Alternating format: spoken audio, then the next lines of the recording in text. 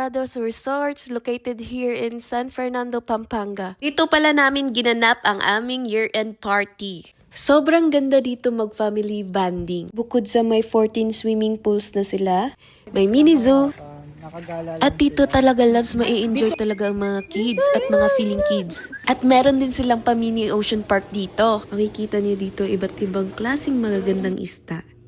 At may mini park din sila na pwede kayong mag-date. All-in-one na dito. Pwede din kayo mag-stay dahil may mga villas sila.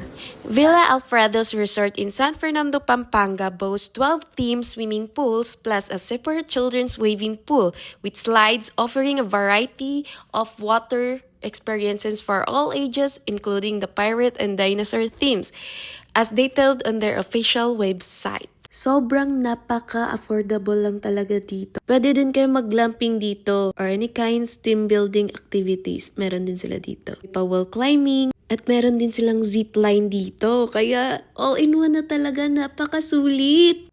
And dito sa part na ito, ay nako, para akong nagbantay ng mga bata. Kaya mo yan. Marami ka ng pinagdaanan sa buhay. Ito ay kinaya mo. Kaya subukan mo naman na dyan. Nagtatalo na yung dalawa dahil di na marunong bumaba si Jane. Entrance fee, 250 per head. At yung inavail namin na villa is good for 16 packs. At ang nabayaran namin is 8,300. Dalawang rooms na yon at sobrang malalaki. Isa sa baba, isa sa taas. Yung sa baba naman, good for 4 person. Sa taas, may 8 beds sila. You can bring also your own food.